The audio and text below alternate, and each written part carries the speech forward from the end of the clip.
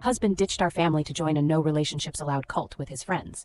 Then he came crawling back years later, expecting a warm welcome. I'm 29F, got married 6 years ago, but have been divorced for 3 years. Now I have 2 sons with my ex-husband, Adam, 30M, aged 4 and 5.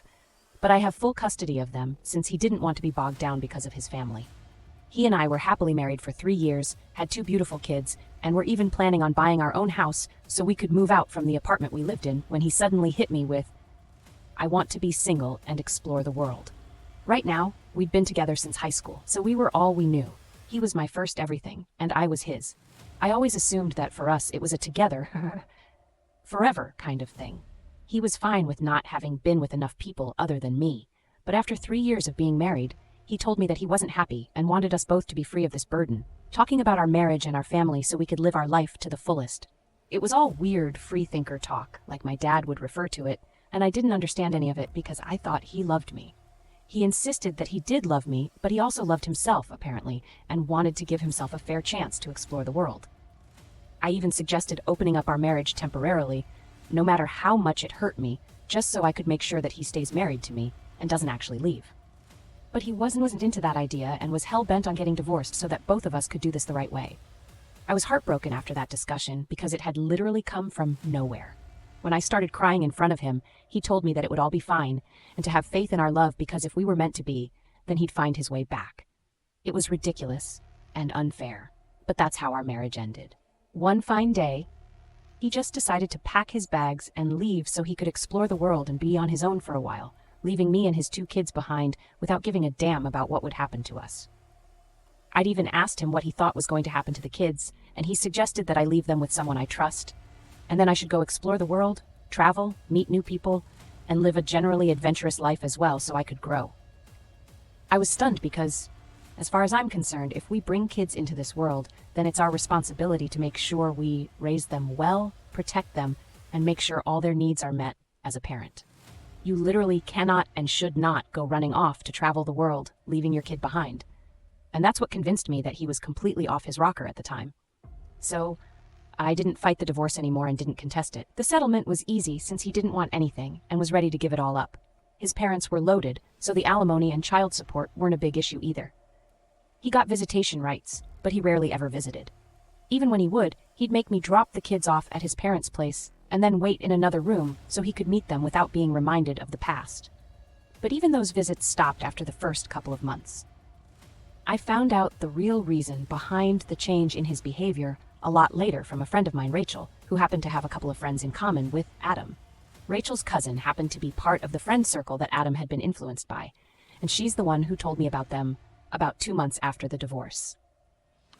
I don't blame her for not telling me earlier because she and her cousin weren't exactly close, so she hadn't found out about the truth until after the divorce was done with. Besides, even if I did know the truth, it wouldn't have changed anything about the divorce. Anyway, Rachel's cousin, according to what she told me, led a very promiscuous, wild, and adventurous lifestyle. Not just him, but his entire friend group of about 6 or 7 men believed that we shouldn't be tied down by relationships, and had made a pact to remain single. Adam had been introduced to this friend circle by a coworker of his, who believed that he'd get along well with these guys, even though he wasn't single, and couldn't be part of that school of thought, given that he was married with 2 kids at that point. But Rachel's cousin had bragged to her and a couple of other family members that they'd managed to convert a guy into believing that he didn't need to stay with his wife and kids, that he apparently needed to shed this dead weight so he could move on and do better in life. And that's what he'd done by divorcing his wife. So Rachel, out of curiosity, had asked her cousin what this guy looked like because she wanted to know what kind of a man would just abandon his family because of what his new friend said, especially a married man with 2 kids. Then, when her cousin pointed to Adam in a group photo they'd taken, she put 2 and 2 together and texted me about it. Literally, as soon as she was out of the event, this had all taken place at a family gathering of hers. And once that was done with, she'd immediately asked me if I was willing to meet her and thank me. I'd said yes. So she'd rushed over to my apartment and spilled the beans on what had happened with Adam. To say that I'd been furious would be an understatement when I learned what the real reason behind my husband's decision to leave had been. He'd done this to fit into some stupid group and to be seen as a person who was brave and adventurous and stuff. He'd left his wife and kids behind for something like that. And when I got to know the real reason behind his ridiculous behavior, I honestly felt like I would have been happier if he had just slept with another woman. At least it would have been a more respectable reason to end his marriage and abandon his children. But this just didn't cut it. I wanted to call him and curse him out, but I didn't. Because after learning the real reason for his departure, I was convinced that he was just crazy. There were no two ways about it. And there was also no point in hoping that maybe saying or doing something would make him change his mind. It wouldn't. And I knew that now. So I just decided to make the best of my circumstances and raise my sons to be better men than their father had been. And also to work harder at my own job and make sure they never felt abandoned. So I hired a nanny and started working twice as hard at the office so I wouldn't have to bring the office home with me. And as soon as I'd come back home, all my time would be spent with my kids. My parents helped out a lot, and occasionally, even my in-laws tried to help, but kept it to a minimum, probably out of shame for what their son had done. They were the ones who were paying the child support installments every month. And I knew it because, from what I'd heard, Adam was busy blowing all his money on trips to exotic locations at high-end hotels. Now that he had no family to think of, he could spend all his money on crap like that, and nobody would bat an eye. I raised my kids to the best of my abilities, and now I have two sweet, obedient, and adorable little guys who love me and each other. We're all the family we need. And I've pretty much pushed my marriage out of my mind altogether, because that was just annoying to think of. I've also paid my dues at work. So now I'm in a great position and earn double the amount I used to earlier. I've been doing great for the last 2 years, and I didn't think that I had anything to worry about anymore until last week when Adam finally showed up after almost 3 years of being completely AWOL. My kids and I were at home since it was a Sunday. We have enough money to buy our own house now, but I've stayed in the same apartment since I really love this place. And it's convenient for the commute to work as well. Clearly, I should have moved because, unfortunately, since I'd remained in the same place, Adam knew where to find me. He just showed up at our door randomly that day. And I think it must have knocked the wind out of me to see him after almost 3 years. Neither of us said anything for the first couple of seconds, but I took in his appearance, the crazy big bouquet of red roses he was holding, and the way he was smiling with tears in his eyes. Call me heartless, but I didn't feel moved or emotional. I just felt pure hatred for him. And before he could say anything, I slammed the door shut with such force that I swear I felt the floorboards shake. I told my kids to go inside because I knew he was going to try and convince me of something or the other, and I wasn't going to keep the peace. All the hatred, hurt, and anger was bubbling up, and I didn't want my kids to see whatever ugly fight was about to happen next. Sure enough, as soon as I told my kids to leave, Adam started whining about how this wasn't the welcome back that he'd been expecting. I could hear that he was trying hard not to cry, but really all that did was just aggravate me even more. He was the one who'd put me through all this crap for years, and now he had the audacity to cry and act like the victim. He then went on to tell me that he'd come back to apologize and to say that he was sorry for all that he'd done in the past. And I guess in some sick way, I was really relishing the opportunity to show him his place, just so he would know that we were all better off without him. And nobody missed him in his absence. He went on for a couple of minutes about how he'd had his fun in these past couple of years. But at the end of the day, he'd just feel empty, because he had nobody to come home to except for empty hotel rooms. He confessed that he'd been feeling like he was missing something for the last couple of months, and he'd finally made the very difficult decision of coming back and apologizing now, so he could finally make amends, apparently. The high of traveling and exploring life with his new group of friends had worn off after the first few months, but he continued to stick to that lifestyle because he was too afraid to come back. He felt like, since he'd sacrificed a lot for that life, he had to fully commit to it. But now he couldn't imagine going back and just wanted his old life back. The more he talked, the more I felt like opening the door and punching him in his stupid face. As hard as I couldn't tolerate any more of his BS. So I told him to just leave us alone and that I didn't want to see him or talk to him at the moment. But Adam being Adam, he believed that he could change my mind by continuing to ramble on, standing outside the door and begging me to come back to him. After a point, it started getting on my nerves, and I also had to bring the kids out of their room so I could serve them dinner. So I just hit the door and yelled out that we were not his family anymore, so he needed to go away.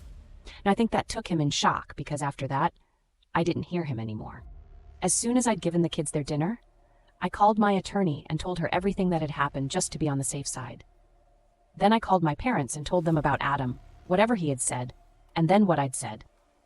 They reassured me that I'd done the right thing given the circumstances and that I had nothing to worry about. I didn't call my in-laws because I didn't know what to say to them about any of this. And I'm sure they'd find out later from their son anyway. But as soon as I was done with those calls, I received a call from Rachel. And since she'd been the one to inform me about the real reason why Adam had left all those years ago, I answered the call because I had a feeling she'd tell me something about Adam. And I was right, since as soon as I answered the call, she asked me if Adam had come around. And when I said yes, she told me that her cousin had called her up to inform her why Rachel and I are really close friends and have always been, even apart from the situation with Adam, where she's been a major source of information for me regarding him. Thanks to her cousin, after she'd told me about whatever her cousin had told her all those years ago, she told her cousin that if there was anything he found out about Adam, he was supposed to come straight to her, since I was the one he'd screwed over. When her cousin found out about me, I guess he stopped feeling very proud of himself about converting Adam. But I don't blame them. I blame Adam for being so easy to influence. Her cousin had promised us that he'd keep us updated on him, and had even reached out to apologize to me one time after he learned about me. I'd forgiven him since I never had anything against the guy. But we're not friends or anything. He'd tell Rachel what Adam was up to, which is how I knew what he'd been up to since he blocked me after the divorce. And so now Rachel's cousin had contacted her to tell her the truth about why exactly Adam had returned, and she then passed on the information to me, their friend. Circle had a group text. Ever since they all met each other a couple of hours before Adam showed up at my door, he'd sent a text to the group telling everyone about what he was about to do. The guys had been supportive, but Adam had apparently lashed out at them for their fake support. He told all the other guys that he felt cheated by them since he'd left his entire life behind. But they betrayed him by getting into relationships over the years. And now he was the only fool who'd left his wife and kids behind to travel and have fun with his boys. The other guys, who were now all dating, by the way, told him that it wasn't fair of him to expect that they'd always stick to one school of thought for their entire life, especially when they'd come up with that ideology about not being tied down and stuff back when they were in their mid-20s and were still relatively young. But right now, most of the guys were pushing 30 and didn't want that lifestyle anymore. In fact, a couple of the guys, and the only person suffering now was Adam, since he'd been the only guy stupid enough to buy into whatever rubbish these guys were spewing. Adam then got into a huge fight with these guys because these were the same people who had actually congratulated him when he left me. And now they were all trying to get a taste of the life that he'd left behind on purpose, even though the guys were still being supportive. Now, when he told them that he wanted to go back to his old life, it wasn't enough for him. He wanted them to apologize for making him leave his wife and his kids. That's what their fight was about. The other guys refused to apologize, and rightfully so. They just told him about their beliefs, but they'd never said that he needed to leave us to be part of their circle. He'd have to give up any ideas of going around the world with them and having the kind of fun they do, since he had responsibilities at home and had to think of me and his kids. But he could have still remained friends with them. They'd never given him any ultimatum or whatever, but it had been his own personal choice to abandon us all for the life he thought he wanted, just so he could fit in. He was doing the same thing yet again. Now that most of the guys were in relationships, he felt the pressure to fit in yet again. That's why he'd come back to us, not out of any sense of duty or because he felt empty. Like he told me, maybe that could have been part of the reason, but it wasn't the whole reason. When I heard about all of this from Rachel, my blood boiled because I'd felt a little guilty for turning him away. That's why I had to call my parents for reassurance. Had I known these things before he came by, then he would have really received the bashing of a lifetime from me. But Rachel's cousin had been extremely busy with work at the time. All these things were being discussed in their group text, and he hadn't checked his phone, so he didn't know. When he did find out after work, he told Rachel about it as soon as he could. Then she called me to tell me about it. So I ended up finding out after Adam had already visited, and we'd talked. However, now that I knew what he was really here for, I made up my mind that I wouldn't let him come back at any cost. Neither would I feel bad about it. He'd never, ever felt bad about the things that he'd done and put me and his kids through. So I didn't see the need for me to feel so guilty about it either. He was just a terrible person, period. This was the way it was going to be. So I steeled myself for the next attempt to try and come back, but it never happened. For the next couple of days, I didn't hear from him. Even though I told Rachel to ask her cousin about him, he told me that he had no idea what Adam had been up to either, since he blocked all the guys from the group. After that fight, even Rachel's cousin had been blocked, in spite of the fact that he had nothing to do with the fight and hadn't even known about it until later. It was a bigger issue for me now, since if Rachel's cousin was blocked, it meant that I'd have no way of being in the loop regarding what he was going to do next. Adam was the kind of guy who discusses something as small and insignificant as buying a shoe with other people before he actually goes through with it. So, of course, he'd discuss everything with his friends before actually doing anything. But now that Rachel's cousin was blocked, I had no way of knowing anything. Naturally, when my in-laws called me 3 days ago, I was caught completely off guard and didn't know what to expect. They told me that they were calling to discuss what I'd said to Adam the other day when he'd come to visit me to make things right with me. I told them that I didn't want him back, and it was just as simple as that. But they went on to tell me that they'd continued to pay child support and had made sure that their kids grew up well. So I had no right to say that this wasn't his family anymore. We got into a verbal spat over it because they were actually defending him, and then I ended up hanging up on them. I've been thinking about it, but I can't even begin to fathom how exactly I'm in the wrong here. I just don't think that that's the case. But my in-laws were right that they'd held up their end of the agreement, and Adam still has visitation rights. He's just not used to them in a while. I don't understand what to do right now. On one hand, I really do wish for my kids to have a father, even though I know I'm enough for them at the moment, but I don't want to deprive him of anything. I don't even know if it's legally my place yet. I just can't figure out what to do right now, and my kids are honestly all that I'm thinking of at the moment. I had to tell my ex-husband that my kids and I are not his family anymore after he left us behind for 3 years. Update 1. Hi, thank you for all the comments and help. I've decided that I'm going to appeal and get the custody arrangement changed so he doesn't have visitation rights either. I don't know if I'll succeed or not, but it's worth a try. It's been 2 days since I posted here, and that's the advice that most of you guys had for me. So I'm doing that, and my parents agree with it. 2.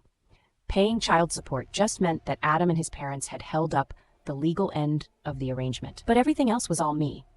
I'd raised my kids while he had his fun with the guys. He doesn't get to pick and choose when he can be a part of our lives and be with us on his terms. Update 2. I filed for termination of Adam's parental rights earlier today, and I really regret not having done so sooner. I should have done it as soon as he stopped coming around to see the kids after the first couple of months when he left us the first time. But oh well, better late than never. A lot of people here had a lot to say about me making this move, but I take my words back about not depriving my kids of a father. They never had a present dad in the first place, and there's no telling if Adam might want to take off someday. Again, he was absent for 3 years, so now he can take a permanent leave from being a parent and go do whatever it is that he wants to do, but not at the cost of my emotions or my kids' well-being. That's not okay with me, and I really don't think I'm depriving my kids of anything at all since they never had a father. Anyway, so it's not like they're going to miss him. Update 3. So I didn't manage to get his rights terminated altogether, but at least now he can only meet the kids as long as the visits are supervised by me. At least that's something, and he can't just push us around anymore. If he can prove to the court that he's capable and fit to be a consistent father, then maybe we can renegotiate this arrangement sometime. But as of now, this is the best that he can get out of us. As for me, he's not getting back with me ever, and that's non-negotiable. After the court hearing, when he tried to talk to me again, I snapped at him and finally told him that I knew all about his pathetic need to fit in with his friends, and told him that he could go marry them instead because I'm done. And if he wasn't the father of my kids, then I probably wouldn't even have spit on someone like him. Then I walked off with the kids and left him and his parents staring at me open-mouthed, which was pretty damn satisfying. Anyway, that's how it is now. I don't know what the future holds, but I'm glad that this all worked out well for the children. At least they're my only concern. So now, if Adam can become a responsible father and finally step up as a dad, then maybe my kids won't have to go through life without a dad. And maybe they won't have to learn to shave from online tutorials. But if he tries anything even remotely funny ever again, then he'll have hell to pay for. He's messed with my head enough as it is, but he's not going to put our kids through anything. Thank you for watching. Subscribe for more.